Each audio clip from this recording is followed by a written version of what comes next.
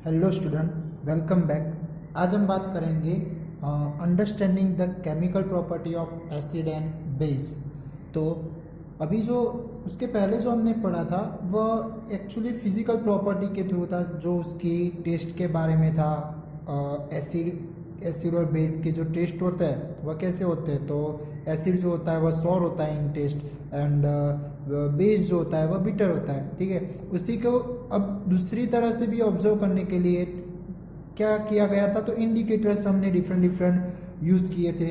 वह natural indicator होता है और सिंथेटिक इंडिकेटर्स भी होते हैं। सिंथेटिक इंडिकेटर की बात करें तो कौन से हो जाएंगे, मिथाइल ऑरेंज है, फिनोल्फ्थेलिन है और नेचर इंडिकेटर की बात करें, नेचुरल इंडिकेटर तो लिटमस सॉल्यूशन है, लिटमस पेपर है, टर्मेरिक है। ठीक है, तो इस तरह के डिफरेंट डिफरेंट इंडिकेटर के थ्रू भी हम जो उसके कलर चेंज होते हैं उसके हिसाब से हम बोलते थे कि भाई ये एसिड है और ये बेस है। ओके, और उसके ऑर्डर के थ्रू भी हमने देखा था, और वो जो इंडिकेटर होता है उससे क्या बोला था, ऑल फैक्टरी इंडिकेटर। ओके, तो अब हमें यहाँ पर जो एसिड और बेस की जो केमिकल प्रॉपर्टीज समझनी है वह किस तरह समझेंगे। तो जो भी केमिकल प्रॉपर्टीज होती है वह कुछ ना कुछ वहां पर केमिकल रिएक्शन एग्जिस्ट होती होगी। ठीक है, शो होती होगी। ओके, तो हमें यहाँ पर एसिड और बेस की डिफरेंट डिफरेंट सब्सटेंस के साथ किस तरह की रिएक्शन, केमिकल रिएक्शन दिखाता है उसी के ऊपर से हमें समझना है। ओके, तो फर्स्ट जो है रिएक्शन वह है acid and base react with metal.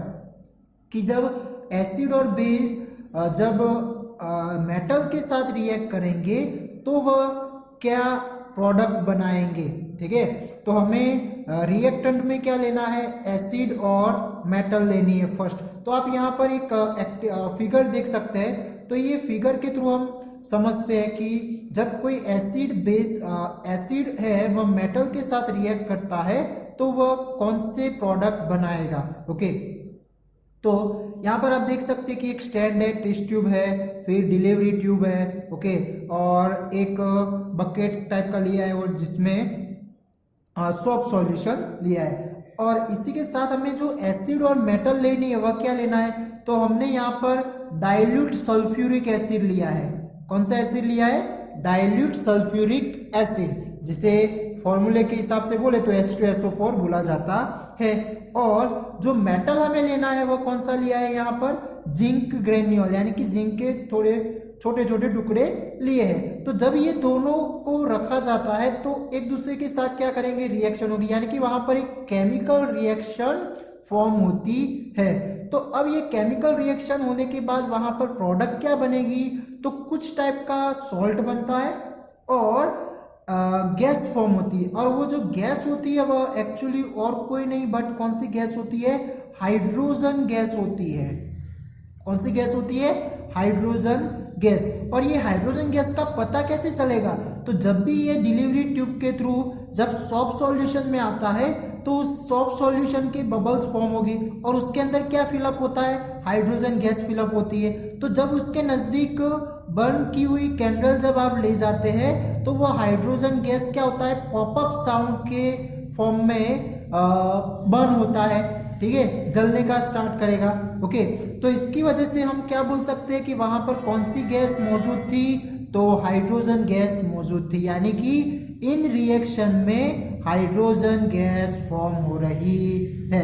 तो अब इसकी केमिकल फॉर्मूला बनानी हो एसिड और मेटल की जब रिएक्शन हुई तो ये एक्टिविटी के थ्रू जो भी हमने एसिड और मेटल लिया है तो उसी का यूज करके हम उसकी इक्वेशन बनाते हैं। तो क्या बनेगी, तो हमने यहाँ पर जिंक ग्रेन्यूल लिए जो एक मेटल है। ओके, और ग्रेन्यूल छोटे छोटे टुकड़े हैं तो वह सॉलिड स्टेट में आएगा। और जो सल्फ्यूरिक एसिड लिया है वह डाइल्यूट सल्फ्यूरिक एसिड लिया है। डाइल्यूट दो तरह के एसिड यानी कि आएंगे, एक डाइल्यूट होता है और एक स्ट्रॉन्ग यानी कि कॉन्सेंट्रेट एसिड। कॉन्सेंट्रेट एसिड में क्या होता है, एसिड की मात्रा ज्यादा होती है, और डाइल्यूट में क्या होता है, उसे पानी के साथ डिसॉल्व किया जाता है तो उसके अंदर एसिड की मात्रा कम होती है और पानी की मात्रा ज्यादा ली जाती है। इसका मतलब कि वह एसिड को क्या बनाया गया है, वीक बनाया गया है, जिसकी वजह से क्या हो, इस तरह से हम ऐसे एक रिएक्शन में यूज कर सकते हैं। तो डाइल्यूट H2SO4 लिया है जो एक एक्वेस सॉल्यूशन में है, पानी के साथ क्या किया है, उसे डिसॉल्व किया है। तो अब ये दोनों जब केमिकल रिएक्शन होती है इन दोनों के ऊपर तो क्या बनेगा, तो एक सॉल्ट बनता है और सॉल्ट यहां पर किस फॉर्म में बनेगा, एक्वेस फॉर्म में, और इसका नाम क्या बोला जाएगा, तो जिंक सल्फेट, क्या बोला जाएगा इसे, जिंक सल्फेट। और इसी के साथ साथ वह क्या रिलीज करता है, तो हाइड्रोजन गैस रिलीज करता है। ओके, तो जब भी जो मेटल्स होती है वह एसिड के साथ रिएक्ट करेगी तो कुछ तरह के सॉल्ट और गैस, हाइड्रोजन गैस रिलीज करती है। ओके, बट इसके लिए ये कंडीशन ध्यान रखना पड़ेगा आपको कि जैसे कि आपने फर्स्ट चैप्टर में डिस्प्लेसमेंट रिएक्शन देखी थी, तो यहाँ पर भी ये जो इक्वेशन है वो एक टाइप की डिस्प्लेसमेंट रिएक्शन ही शो हो रही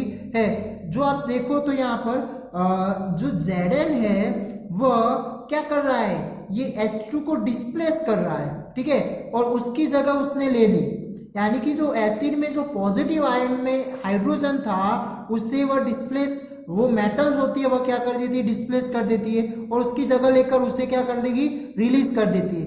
बट यहाँ पर मेटल वो हाइड्रोजन के कंपेयर कैसा होना चाहिए, हाई रिएक्टिव होना चाहिए, ठीक है। जो लो रिएक्टिव होगा यानी कि वह ताकत में उसे हटाए ऐसा होना चाहिए, ठीक है, यानी कि उसको बोलना हो, उस पावर को क्या बोलेंगे हम, रिएक्टिव बोलते हैं। तो वह हाईली रिएक्टिव होना चाहिए जो क्या करेगा, हाइड्रोजन जैसे एलिमेंट को वह रिमूव कर सकता है उन एसिड में से। जो यहाँ पर वीक मेटल है हाइड्रोजन से, तो वो इस तरह का हाइड्रोजन गैस रिलीज करेगी नहीं, ठीक है। तो अब इसका जनरल फॉर्मूला हम बनाए तो क्या बन सकता है कि जब भी कोई मेटल एसिड के साथ रिएक्शन करेगी तो वह क्या बनाती है, salt and hydrogen gas form करती है, ठीक है।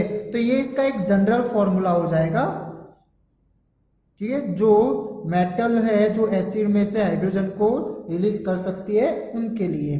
ओके, तो इसी तरह चलो एक और भी एग्जांपल लिख सकते हैं, जैसे कि Zn को हम अब इमर्ज करते हैं किसके अंदर, हाइड्रोजन क्लोराइड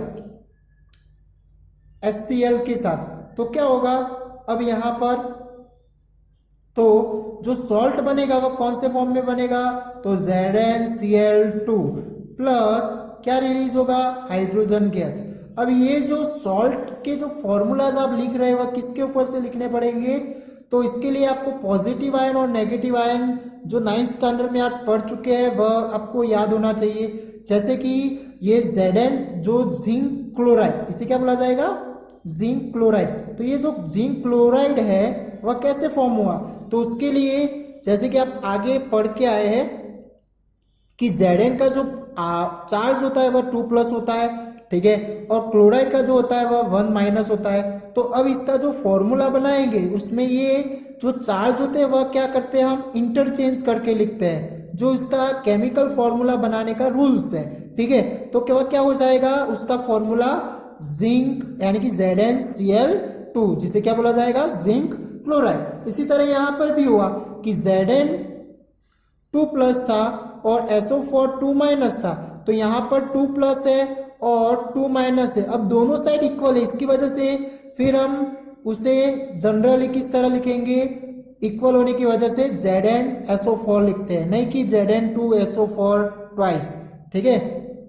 जब भी इस तरह के इक्वल चार्ज हो ना तो वह इक्वल चार्ज फिर लिखा जाता नहीं है। ये ऐसा एक रूल्स है, केमिकल फॉर्मूला जो बनाने का जो आप सीख गए थे उसके अंदर आता था।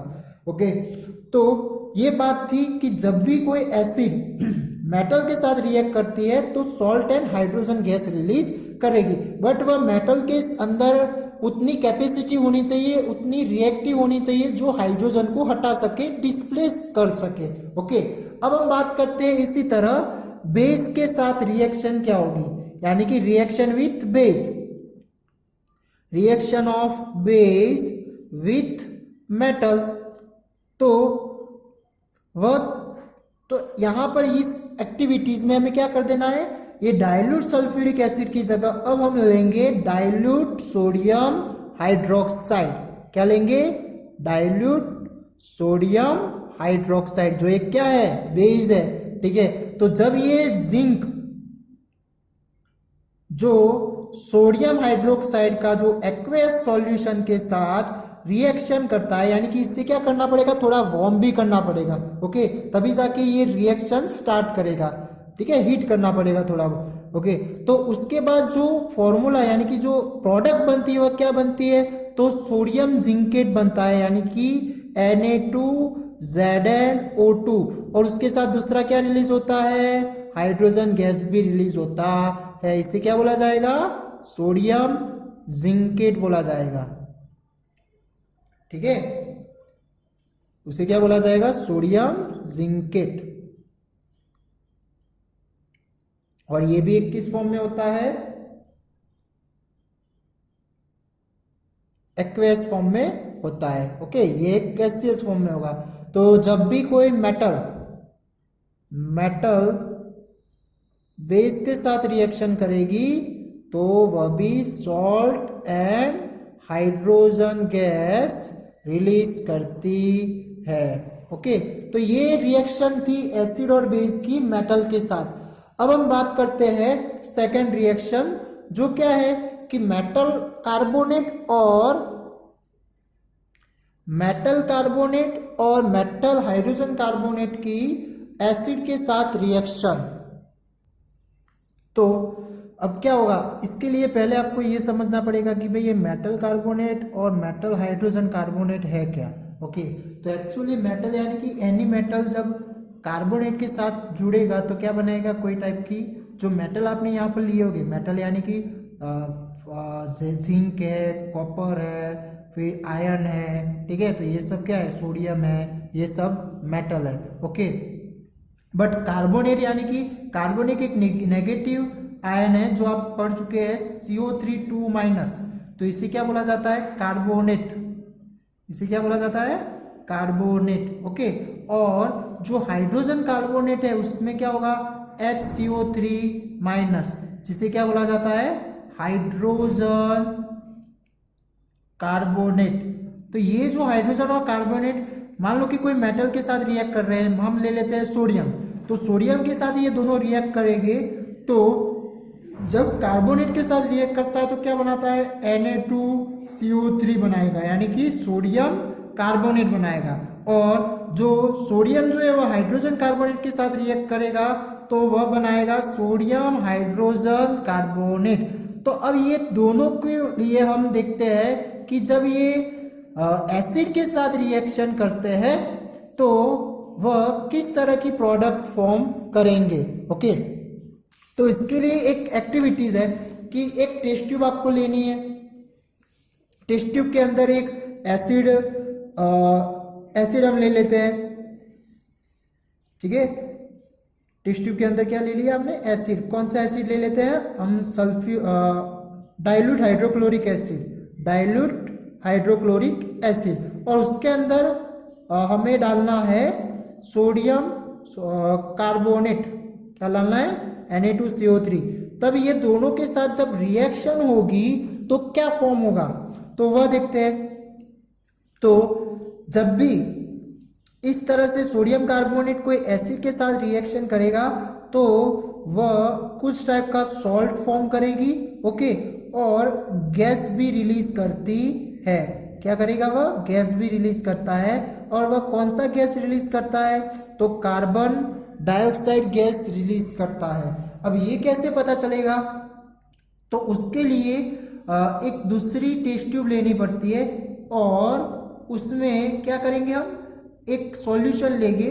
किसका? कैल्शियम हाइड्रोक्साइड का। किसका? कैल्शियम हाइड्रोक्साइड का। और वह कैल्शियम हाइड्रोक्साइड के साथ जब ये कार्बन डाइऑक्साइड रिएक्शन करता है तब क्या हो जाएगा? उसके अंदर कुछ टाइप के प्रिसिपिटेट देखने को मिलते हैं। और वह किसके प्रिसिपिटेट होते हैं? Calcium carbonate. यानी कि वह सॉल्यूशन है वह मिल्की बन जाता है। कैसा बन जाएगा? मिल्की। और मिल्की फॉर्म होने का रीजन उसके अंदर वाइट प्रिसिपिटेट जो कैल्शियम कार्बोनेट के दिखने की वजह से होता है। ओके, चलो उसके पहले हम ये पहले इसकी इक्वेशन देख लेते हैं कि जो सोडियम कार्बोनेट है, सोडियम कार्बोनेट जो एक सॉलिड फॉर्म में है, ठीक है, पाउडरी फॉर्म में आप फिर उसके छोटे छोटे पीस लिए होगे दाने जैसे, ओके, और उससे HCl एक्वेस HCl के साथ यानी कि डाइल्यूट HCl के साथ रिएक्शन करने की वजह से वह क्या बनाएगा, एक तो जो सॉल्ट बनता है वह NaCl के फॉर्म में होगा, दूसरा क्या बनाएगा, पानी और कार्बन डाइऑक्साइड गैस के फॉर्म में रिलीज होता है। ओके, क्या होगा वहां पर, कार्बन डाइऑक्साइड गैस के फॉर्म में रिलीज होगा। ओके, तो ये बात थी कि जब हम सोडियम कार्बोनेट लेते हैं तब उसकी रिएक्शन क्या होगी। ओके, अब हम बात करते हैं सोडियम हाइड्रोजन कार्बोनेट के लिए, ठीक है। अब एक्चुअली यहां पर क्या करना है, हमें इससे भी HCl के साथ ही डिसॉल्व करना यानी कि रिएक्शन करवानी है। तो क्या बनेगा यहाँ पर भी ये रिएक्शन होने के बाद NaCl सोडियम क्लोराइड बनेगा, पानी रिलीज होगा और कार्बन डाइऑक्साइड गैस रिलीज होता है, ठीक है। तो अब यहां पर आप देखो तो ये इक्वेशन आपको बैलेंस में दिख रही है, ये सेकंड इक्वेशन क्या है, बैलेंस में है, बट फर्स्ट इक्वेशन आपको बैलेंस में नहीं दिख रही है। तो बैलेंस करने का आप फर्स्ट चैप्टर में पढ़ चुके हैं। तो बैलेंस करने के लिए क्या देखते हैं, हम एलिमेंट देखते हैं, LHS साइड और RHS साइड में एलिमेंट की नंबरिंग देखते हैं, ठीक है। तो वो जो इक्वल करनी हो तो क्या करते हैं, फिर कुछ नंबर ऐड किए जाते हैं। तो यहाँ पर हम क्या करेंगे, बैलेंस करने के लिए HCl के आगे 2 लिखना पड़ेगा और NaCl के आगे 2। तो अब ये क्या हो गया, बैलेंस हो गया। ओके, तो ये ध्यान रखना है कि जब भी इक्वेशन लिखो तब बैलेंस करते जाना है आपको। ओके, अब हम बात करते हैं कि ये जो कार्बन डाइऑक्साइड वो गैस रिलीज हो रही है वह किसके थ्रू हमें पता चलेगा। जैसे कि यहाँ पर हाइड्रोजन गैस रिलीज हुई तो हमने कैंडल, जलती हुई कैंडल को उस बबल के आगे ले गए ना, तो इसकी वजह से क्या हुआ, वह पॉपअप साउंड यानी कि ब्लास्ट के फॉर्म में एक आवाज सुनने को मिलती है पॉपअप में, ठीक है। तो इसकी वजह से हम क्या बोला कि वहां पर ऐसा प्रॉपर्टीज किसके अंदर देखने को मिलेगा, पॉपअप वाला हाइड्रोजन गैस के अंदर देखने को मिलता है। ओके, तो फिर हमने क्या बोला कि वहां पर हाइड्रोजन गैस रिलीज हो रही है। तो इसी तरह अब कार्बन डाइऑक्साइड को पहचानने के लिए क्या किया है कि एक सेकंड टेस्ट ट्यूब के अंदर किसका सॉल्यूशन लिया है, कैल्शियम हाइड्रोक्साइड का, ठीक है। तो वह कैल्शियम हाइड्रोक्साइड जब कार्बन डाइऑक्साइड के साथ रिएक्शन करता है तब क्या बनाएगा, तो कैल्शियम कार्बोनेट के क्या बनाते हैं, प्रिसिपिटेट बनाता है, और दूसरा क्या रिलीज होता है, पानी रिलीज होता है। ये क्या है, कैल्शियम कार्बोनेट, ठीक है, जो व्हाइट प्रिसिपिटेट में आपको देखने को मिलेगा, ठीक है। तो इस रिएक्शन को प्रिसिपिटेशन भी बोला जाता है। ओके, जिसके अंदर हमें इस तरह के जो अनसॉल्यूबल पार्टिकल्स या पार्ट्स जो दिखने को मिलता है, पार्टिकल्स, ठीक है, तो उसे क्या बोला जाएगा, प्रिसिपिटेट हम बोलते हैं, जो डिसॉल्व नहीं होते पानी के अंदर और क्या होंगे, सस्पेंड होते हैं, ठीक है। तो ये बात थी कि जब सोडियम कार्बोनेट और सोडियम हाइड्रोजन कार्बोनेट एसिड के साथ रिएक्शन करते हैं तो क्या बनाएंगे, वह salt, water and carbon dioxide बनाते हैं। तो इसका एक जनरल फॉर्मूला लिखना हो तो कुछ इस तरह से हो सकता है, क्या होगा कि जो सोडियम कार्बोनेट यानी कि मेटल कार्बोनेट या फिर मेटल हाइड्रोजन कार्बोनेट एसिड के साथ रिएक्शन करेगा तब जाके वह क्या बनाता है, salt, water and carbon dioxide gas के फॉर्म में रिलीज करेगा। तो ये इसका क्या हो जाएगा, एक जनरल फॉर्मूला इनके लिए हो जाएगा, ठीक है। अब ये इक्वेशन को यानी कि इसके साथ और भी हम आगे बढ़े रिएक्शन में तो क्या होगा कि अब इसके साथ मान लो कि हमने फिर से कार्बन डाइऑक्साइड उसके साथ ऐड होता ही जा रहा है, तो अब ये क्या करेगा, कुछ नया सब्सटेंस बनाएगा।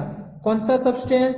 तो वह जो सब्सटेंस होगा वो बनेगा CaHCO3 ट्वाइस, यानी कि कैल्शियम हाइड्रोजन कार्बोनेट। ठीक है, जो एक कौन से फॉर्म में होता है? सॉल्युबल इन वाटर, यानी कि एक पानी में क्या हो जाएगा? डिसॉल्व हो जाएगा। ठीक है, तो ये क्या होता है? सॉल्युबल इन वाटर होता है। ठीक है, तो अब ये जो कैल्शियम कार्बोनेट है वह आपको स्टोन में देखने को मिलेगा, फिर मार्बल्स होते हैं, चॉक्स जो होते हैं, तो वो जो फॉर्म हुए वह किसके अंदर, यानी कि उसके अंदर कंटेंट कौन सा है? कैल्शियम कार्बोनेट प्रेजेंट होता है। ओके, तो ये बात थी जब एसिड मेटल कार्बोनेट और मेटल हाइड्रोजन कार्बोनेट के साथ रिएक्शन किस तरह की होगी, तो क्या बनाएगा? Salt water and carbon dioxide gas release करता है। अब हम बात करते हैं कि एसिड और बेस एक दूसरे के साथ रिएक्शन करेंगे तो क्या फॉर्म करते हैं। ठीक है, तो acid and base react with each other, यानी कि एक दूसरे के साथ जब रिएक्ट करते हैं तब क्या होगा? तो एक्चुअली ये वाली प्रोसेस आप लोअर स्टैंडर्ड, यानी कि रिएक्शन लोअर स्टैंडर्ड में भी पढ़ के आए, और उसके लिए एक्टिविटीज भी आती थी कि भाई क्या करना होता था कि एक टेस्ट ट्यूब के अंदर आपको सोडियम हाइड्रोक्साइड लिया जाता था एक्वेस फॉर्म में। ठीक है, तो वह sodium hydroxide, dilute sodium hydroxide, ठीक है, और उसके अंदर इंडिकेटर डाला जाता था। कौन सा? फिनोल्फथैलीन। कौन सा डाला जाता था? फिनोल्फथैलीन, जिसकी वजह से आपको कौन से कलर में देखने को मिलेगा? पिंक कलर में देखने को मिलेगा। ठीक है, ये पूरा सॉल्यूशन कैसा हो जाएगा? पिंक कलर का। और बाद में आपको क्या करना है? ड्रॉप बाय ड्रॉप HCl डालना है, यानी कि डाइल्यूट हाइड्रोक्लोरिक एसिड। कैसे डालना है? Drop by drop. तो जैसे ही आप ड्रॉप बाय ड्रॉप डालते हैं तो एक ड्रॉप आप जब डालोगे, यानी कि एक पहला फर्स्ट ड्रॉप डाला, फिर बाद में दूसरा ड्रॉप डाला, और उसी के साथ साथ उसको क्या करते जाना है? हिलाते भी जाना है। ओके, टेस्ट ट्यूब को, जिसकी वजह से एक ड्रॉप ऐसे आप डालोगे जिसकी वजह से यहाँ पर ये जो पिंक कलर होता है वह डिसेबल हो जाता है और डिसअपियर हो जाता है। ठीक है, तो उसका मतलब क्या हुआ कि यहाँ पर जो ये HCl और NaOH जो थे, यानी कि एसिड और बेस, वह जब भी एक दूसरे के साथ रिएक्शन करते हैं तो अपनी अपनी प्रॉपर्टीज जो होती है वह क्या कर देते हैं? अपनी अपनी जो इफेक्ट होती है वह क्या कर देते हैं? निगलेक्ट कर देते हैं, नलीफाई कर देते हैं। ठीक है, तो इसकी वजह से जो प्रोडक्ट बन के आती है वह क्या आएगी? तो वहां पर बनेगा कि जब भी कोई एसिड और बेस रिएक्ट करती है तब सॉल्ट एंड वाटर बनाता है। क्या बनाएगा वह? Salt and water. जैसे कि यही एक्टिविटीज है, तो ये एक्टिविटीज हमने एसिड कौन सा लिया? HCl लिया। ठीक है, और बेस कौन सा लिया? तो NaOH लिया। ओके, और उसमें जो सॉल्ट निकल के आएगा वह क्या बनेगा? Sodium chloride. ठीक है, वह भी एक्वेस फॉर्म में, और क्या रिलीज होता है? पानी रिलीज होता है। ठीक है, तो ये किसका एक एग्जाम्पल हो जाएगा, और इसकी एक जनरल फॉर्मूला क्या बनेगी? Salt acid plus base give salt and water. तो इस तरह से अपनी प्रॉपर्टीज जो नलीफाई करते हैं, निग्लेक्ट करते हैं, तो ऐसे रिएक्शन को एक स्पेसिफिक नेम भी दिया गया है, तो उसे क्या बोला जाएगा? न्यूट्रलाइजेशन। क्या बोला जाता है? न्यूट्रलाइजेशन भी बोला जाता है, कि जब भी एसिड और बेस एक दूसरे के साथ रिएक्ट करते हैं तो क्या बनाते हैं? Salt and water. तो this reaction is called neutralisation. Okay, तो आपको न्यूट्रलाइजेशन के फॉर्म में भी बोला हो तो आप इस तरह से उसका क्वेश्चन लिख सकते हैं। ओके, उसकी जनरल फॉर्मूला, उसकी डिफाइन और उसके एग्जाम्पल। अब इसी तरह और भी हम एग्जाम्पल देखें तो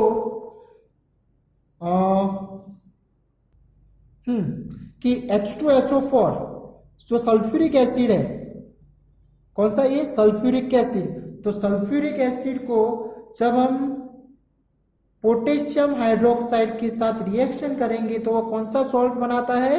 K2SO4, यानी कि पोटेशियम सल्फेट बनाएगा, और क्या रिलीज करेगा? पानी रिलीज करता है। तो एक सेकेंड एग्जाम्पल आप ये भी याद रख सकते हैं। ठीक है, तो ये क्या हो जाएगा? एसिड। ये क्या हो जाएगा? Base, salt and water. Okay, अब हम देखते हैं नेक्स्ट कि जो मेटालिक ऑक्साइड होते हैं वह एसिड के साथ रिएक्शन करेंगे तो क्या प्रोडक्ट, तो प्रोडक्ट क्या फॉर्म होगी वो देखते हैं। तो जो reaction of metallic oxide with acid, तो अब मेटालिक ऑक्साइड किसे बोला जाएगा, तो जो मेटल होते हैं वह ऑक्सीजन के साथ रिएक्शन करेंगे, किसके साथ, ऑक्सीजन के साथ, तो वह क्या बनाते हैं, मेटल ऑक्साइड बनाते हैं। ओके, क्या बनाते हैं, मेटल ऑक्साइड। अब ये मेटल ऑक्साइड को ही क्या बोला जाता है, मेटालिक ऑक्साइड भी बोला जाता है। तो जो भी मेटल है वो ऑक्सीजन के साथ रिएक्ट करेंगे तो मेटल ऑक्साइड बनाएंगे। अब ऐसा एक एग्जांपल आपने फर्स्ट चैप्टर में भी देखा था कि जो मैग्नीशियम की रिबन होती है ना, तो उसे हमने ऑक्सीजन के साथ बर्न किया था, वो एक्टिविटीज आपने देखी होगी। और जब ये रिएक्शन होती है तो क्या फॉर्म होता है, मैग्नीशियम ऑक्साइड फॉर्म होता है। तो ये क्या हो गया, एक मेटल ऑक्साइड हो गया। और ये किस फॉर्म में मिलेगा हमें, एस के फॉर्म में देखने को मिलता है। ठीक है, ये क्या है, मैग्नीशियम ऑक्साइड। ओके, और इन मैग्नीशियम ऑक्साइड की मुझे नेचर पता करनी हो, यानी कि वह एसिड है कि बेस, तो वह कैसे पता चलेगा। तो उसके लिए हम क्या करते हैं कि उसे पानी के साथ डिसॉल्व किया जाता है। किसके साथ, पानी के साथ। तो पानी के साथ डिसॉल्व करने की वजह से वह क्या फॉर्म करेगा, तो MgOH ट्वाइस। तो अब MgOH ट्वाइस क्या है, उसे बोलना हो तो क्या बोला जाएगा, तो मैग्नीशियम हाइड्रोक्साइड। क्या बोला जाएगा उसे, मैग्नीशियम हाइड्रोक्साइड। अब ये मैग्नीशियम हाइड्रोक्साइड ये क्या है, बेस है। क्या है वह, बेस है। ओके, जो हमने बेस के नाम में देखा था। ओके, तो इसका मतलब ऐसा हुआ कि ये जो मैग्नीशियम हाइड्रोक्साइड है वो किसके अंदर से बना, ये मेटालिक ऑक्साइड के अंदर से, यानी कि मेटल ऑक्साइड को जब पानी के साथ रिएक्शन करा तभी जाके बना ना। ओके, तो इसका मतलब ये मेटालिक ऑक्साइड की जो नेचर के बारे में बात करें तो उसकी नेचर कैसी होती है, बेसिक होती है।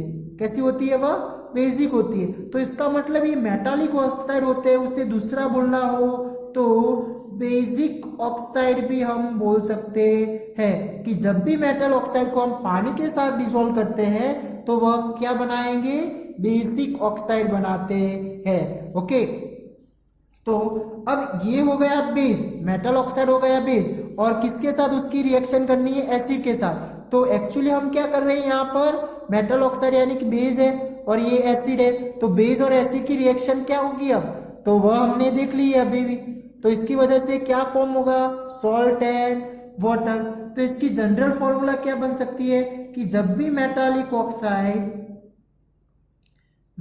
ऑक्साइड को आप एसिड के साथ रिएक्शन कर रहे हैं तो वो क्या बनाएगा, सॉल्ट एंड वाटर। ठीक है, अब ये जो मेटालिक ऑक्साइड है वह और कुछ नहीं है बट क्या है, बेस ही है। तो उसे दूसरा लिखना हो तो हम बेसिक ऑक्साइड भी लिख सकते हैं। ठीक है, तो ये इसका एक जनरल फॉर्मूला हो जाएगा।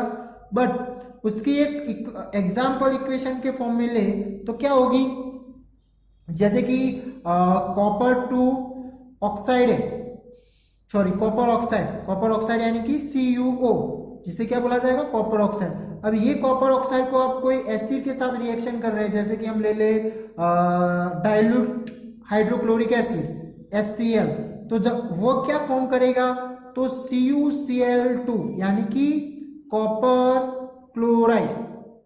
क्या करेगा वह, कॉपर क्लोराइड। और दूसरा क्या फॉर्म करेगा, वाटर यानी कि H2O। ओके, तो अब ये जो कॉपर क्लोराइड यानी कि जब आप टेस्ट ट्यूब के अंदर थोड़ा HCl लेते हैं डाइल्यूट और उसके अंदर जब कॉपर क्लोराइड डालते हैं ना, तब ये जो पूरा सॉल्यूशन है वो कैसा बन जाता है, ग्रीनिश ब्लू ग्रीन टाइप का बन जाता है। कैसा बन जाता है, ब्लू ग्रीन टाइप का। तो अब ये जो ब्लू ग्रीन टाइप का बना हुआ किसकी वजह से, तो ये जो प्रोडक्ट बन रही है ना CuCl2, उसकी वजह से उसका सॉल्यूशन का रंग कैसा हो जाता है, ब्लू ग्रीन जैसा देखने को मिलता है। ओके, और ये और कुछ नहीं है बट क्या है, एक टाइप का सॉल्टी है और ये एक एक्वेस फॉर्म में हमें देखने को मिलेगा। ओके, तो ये बात थी, जब मेटल ऑक्साइड एसिड के साथ रिएक्शन करेगा तो क्या बनाएगा, सॉल्ट एंड वाटर। ओके, तो ऐसे कुछ एग्जाम्पल मेटल ऑक्साइड के लिखने हो तो आप लिख सकते हैं कि जो सोडियम ऑक्साइड है, मैग्नीशियम ऑक्साइड जो अभी हमने देखा, फिर कैल्शियम ऑक्साइड है, बेरियम ऑक्साइड है, तो ये क्या हो जाएंगे, मेटालिक ऑक्साइड के एग्जाम्पल। किसके, मेटल ऑक्साइड के एग्जाम्पल हो जाएंगे। ओके, अब हम बात करते हैं reaction with non metallic oxide. Non metallic oxide यानी कि उस किसका, यानी कि जो नॉन मेटल होते हैं, नॉन मेटल जब ऑक्सीजन के साथ रिएक्शन करेंगे तो क्या बनाएंगे, नॉन मेटल ऑक्साइड, या फिर दूसरा बोलना हो तो नॉन मेटालिक ऑक्साइड बनाते हैं। जैसे कि नॉन मेटल कौन से, तो जो गैसियस होते हैं वह क्या होते हैं, नॉन मेटल में हम लिखते हैं। ठीक है, नॉन मेटल में क्लासिफाई किया गया है उसे।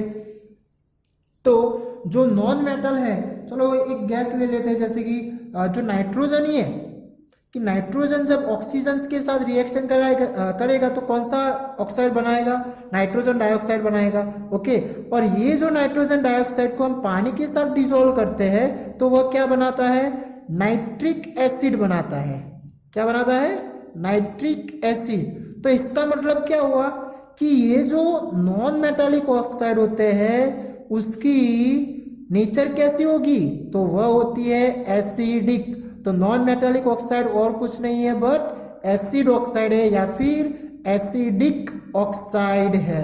ठीक है, तो ये एसिडिक ऑक्साइड होने की वजह से, और यहाँ पर उसकी किसके साथ रिएक्शन करनी है, बेस के साथ रिएक्शन करनी है। तो इसका मतलब ये तो क्या हो रहा है, एसिड और बेस की एक्चुअली हम रिएक्शन कर रहे हैं ना। तो यहाँ पर क्या होगा, प्रोडक्ट में क्या बनेगा, तो वहां पे भी सॉल्ट एंड वाटरी फॉर्म होगा। ओके, दूसरी कोई ऑक्साइड की बात करें, नॉन मेटल ऑक्साइड की, तो सल्फर है। तो सल्फर ऑक्सीजन के साथ रिएक्शन करेगा तो सल्फर डाइऑक्साइड बनाएगा। ओके, और उसकी हम पानी के साथ रिएक्शन करेंगे तो वह क्या बनाएगा, सल्फ्यूरस एसिड H2SO3, या फिर वह सल्फ्यूरिक भी एसिड भी बना सकता है। इससे क्या बोला जाएगा, सल्फ्यूरस एसिड बोला जाएगा जब ये ऑक्सीजन के 3 पार्टिकल होते हैं तब, और यहाँ पर 4 होते हैं, क्या बोला जाता है, सल्फ्यूरिक एसिड बोला जाता है। ठीक है, तो ये तो क्या हो गया कि जो नॉन मेटल ऑक्साइड है वह एक्चुअली उसकी जब पानी के साथ डिसॉल्व करते हैं तब उनकी नेचर कैसी बनती है, एसिडिक बनती है। ये दोनों एग्जांपल आपको समझा रहे हैं। ओके, अब हम बात करते हैं कि ये जो नॉन मेटालिक ऑक्साइड होते हैं, नॉन मेटालिक ऑक्साइड, उसके हम बेस के साथ रिएक्शन करेंगे तो वह भी एक्चुअली एसिड को बेस के साथ रिएक्शन कर रहे हैं, तो वह भी क्या फॉर्म करेगा, वाटर एंड सॉल्ट फॉर्म करेगा। ओके, और इसका एक एग्जांपल ले, तो इसका एग्जांपल एक हम आगे देख गए थे, किसमें, तो जो मेटल कार्बोनेट और मेटल हाइड्रोजन कार्बोनेट का जो एग्जांपल लिया था उसमें जो कार्बन डाइऑक्साइड बन रहा था। ओके, तो ये कार्बन डाइऑक्साइड एक क्या हो जाएगा, नॉन मेटालिक ऑक्साइड हो जाएगा, और ये क्या है, कैल्शियम हाइड्रोक्साइड। तो ये कैल्शियम हाइड्रोक्साइड यानी कि ये एक टाइप का क्या है, बेस। ओके, और ये नॉन मेटालिक है यानी क्या है, एसिड है। तो एसिड और बेस जब रिएक्शन करेंगे तो क्या बनाएगा, सॉल्ट एंड वाटर। तो CO2 हो जाएगा नॉन मेटालिक ऑक्साइड, बेस के फॉर्म में वहां पर क्या लिया था, कैल्शियम हाइड्रोक्साइड, और जो रिएक्शन करते हैं तब क्या होगा, तो CaCO3 के पार्टी सॉलिड प्रिसिपिटेट देखने को मिलते हैं, और दूसरा क्या फॉर्म हुआ, H2O फॉर्म हुआ जो लिक्विड फॉर्म में था। ओके, इसे क्या बोला जाएगा, कैल्शियम कार्बोनेट। ठीक है, जो एक टाइप का क्या है, प्रिसिपिटेट, और मिल्की कलर का आपको देखने को मिलेगा पूरा सॉल्यूशन। ओके, तो ये क्या है, सॉल्ट है, और ये वाटर बन गया। तो इसका एक एग्जांपल आप ये भी लिख सकते हैं। ठीक है, तो ये सारे रिएक्शन के आपको नॉर्मल्स, जनरल फॉर्म याद रखने हैं, जनरल इक्वेशन याद रखने हैं, और उसके ऊपर से इनके एक दो एग्जांपल भी याद रखने पड़ेंगे। ठीक है, और इसके नॉन मेटालिक ऑक्साइड के और भी एग्जांपल है, जैसे कि आप 3 तो यहाँ पर देख लिए, NO2, SO2, CO2, ये सब क्या है, नॉन मेटालिक ऑक्साइड है। ठीक है, तो ये एग्जांपल आप नॉन मेटालिक ऑक्साइड के लिए याद रख सकते हैं। तो ये सारे रिएक्शन जो थे वह क्या शो करते हैं, केमिकल प्रॉपर्टीज शो करते हैं कि जब भी जो मेटल के साथ रिएक्शन करता है तो तब हाइड्रोजन फॉर्म करता है, ठीक है, एसिड हो या फिर बेस हो। ओके, बट इसके लिए वह मेटल क्या होनी चाहिए, हाई रिएक्टिव होनी चाहिए, जिसकी वजह से वो डिस्प्लेस कर सके, ठीक है। इसके साथ नेक्स्ट सेकंड जो देखा वह हमने देखा कि भाई मेटल कार्बोनेट और मेटल हाइड्रोजन कार्बोनेट के साथ रिएक्शन करता है तो वहां पर कौन सा गैस फॉर्म करेगा, तो कार्बन डाइऑक्साइड फॉर्म करता है, ठीक है। और फिर अब कार्बन डाइऑक्साइड को जब कैल्शियम हाइड्रोक्साइड के साथ रिएक्शन किया तो वह क्या फॉर्म करता है, कैल्शियम कार्बोनेट फॉर्म करता है, ठीक है। और इसी के साथ साथ जब एसिड और बेस की रिएक्शन होती है तब एक टाइप की न्यूट्रलाइजेशन प्रोसेस बनती है, यानी कि एक दूसरे के इफेक्ट को नलीफाई कर देते हैं। नलीफाई करने की वजह से वह जो नया प्रोडक्ट बनेगा वह सॉल्ट एंड वाटर बनता है। और दूसरा था reaction of metallic oxide with acid, तो वह मेटालिक ऑक्साइड यानी और कुछ नहीं है बट क्या है, बेसिक ऑक्साइड है। तो बेसिक ऑक्साइड होने की वजह से बेस और एसिड को हम एक दूसरे के साथ रिएक्शन करवा रहे हैं तो वहां पे भी salt and water he form होने वाला है। और जो reaction of non metallic oxide की बेस के साथ रिएक्शन करे तो नॉन मेटालिक ऑक्साइड और कुछ नहीं है बट क्या है, एसिडिक ऑक्साइड है। तो एसिडिक ऑक्साइड होने की वजह से वह हम क्या कर रहे हैं, एसिड और बेस को ही रिएक्शन करवा रहे हैं तो क्या बनेगा, वहां पर salt and water he form होने वाला है। तो ये आज के टॉपिक में था हमारा केमिकल प्रॉपर्टीज ऑफ एसिड और बेस, किसके ऊपर से, उनके केमिकल रिएक्शन के ऊपर से, ठीक है। Thank you.